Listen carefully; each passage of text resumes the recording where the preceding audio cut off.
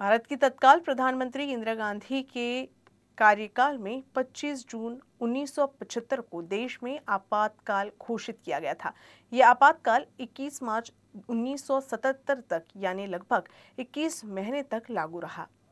ये घटना भारतीय लोकतांत्रिक इतिहास की सबसे विवादास्पद और चर्चित घटनाओं में से एक मानी जाती है। बुल्ढाना जिले में भी इस काल में लगभग 650 लोगों को जेल में डाला गया था। अब उनमें से करीब 450 लोग आज वृद्धावस्था की दहलीज पर पहुंच चुके हैं, जिन्होंने लोकतंत्र की रक्षा के लिए संघर्ष किया था।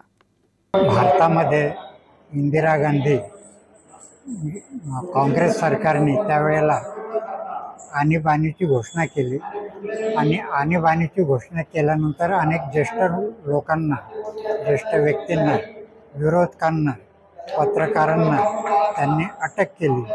आता यांची सुटका होईल की नाही अशी स्थिती होती आणि त्यावेळेला जयप्रकाशजी नारायण आणि नानाजी देशमुख यांच्या नेतृत्वामध्ये एक चळवळ सुरू झाली, आंदोलन झालं आणि त्या आंदोलनामध्ये बुलढाण्याला मी होतो, त्यावेळेला अगदी तरुण होतो, वय जेमतेम 25च्या पर्यंत असेल आणि कट्टर संघ स्वयंसेवक होतो।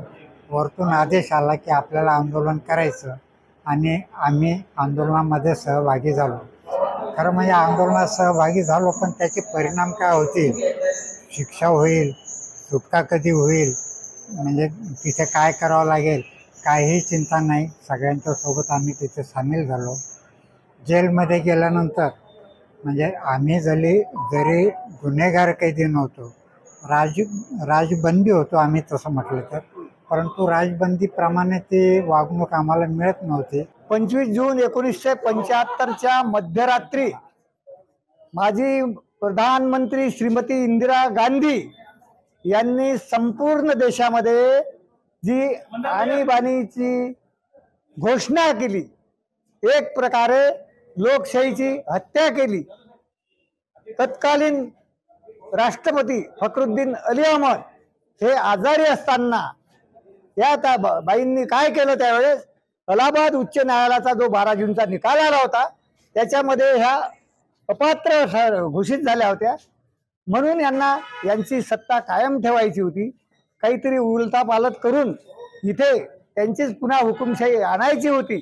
त्यामुळे त्यांनी राष्ट्रपती फखरुद्दीन अली अहमद यांची स्वाक्षरी घेतली आणि आपल्या इथे आणीबाणी घोषित केली। त्यानुसार आपल्याला पुढचा इतिहास बऱ्याच लोकांना माहिती आहे की अनेक लोकांनी त्या काळात कारावास भोगला, अनेक अत्याचार झाले, अनेक काहींचे म्हणजे कुठलेच त्यावेळेचे कायदे सारे बदललेले होते, कुठलेच नव्हतं, तुम्हाला कुठलंच कारण नव्हतं। केवळ कलेक्टरनं घरी येऊन तुमच्या दारावर 12 वाजता येऊन तुम्हाला सांगितलं की गाडीत बसा, आदेश झाला गाडीत बसा, कारागृहात जा, अशी त्यावेळेची ती हुकुमशाही राजवट होती। श्रीमती इंदिरा गांधी या कोर्टातून हारल्या होत्या, म्हणजे कोर्टाने त्यांचं डिस्क्वालिफाय केलं होतं, पण सत्ता सोडायची नाही म्हणून त्यांनी आणीबाणी लावली। आणीबाणी लावून लाखो RSSच्या आणि भाजपच्या जनसंघाच्या कार्यकर्त्यांना, विरोधी पक्षाच्या सगळ्यांना जेलमध्ये टाकलं आणि त्याच्यामध्ये मला पण अटक झाली होती। मला अटक झाली होती 76 मध्ये, म्हणजे थोडी 4 महिने उशिरा झाली होती। मी 14 महिने जेलमध्ये होतो आणि त्या काळामध्ये भरपूर नुकसान, अनेक कार्यकर्त्यांचे घरावर अगदी तुळशीपत्र झालं। म्हणजे आता माझं स्वतःचं म्हणजे इतकं लोन आणि माझं दुकानाचं दिवाळं वाजलं आणि लोन बँकेचं आता 4 वर्षापूर्वीपर्यंत मी फेडत गेलो।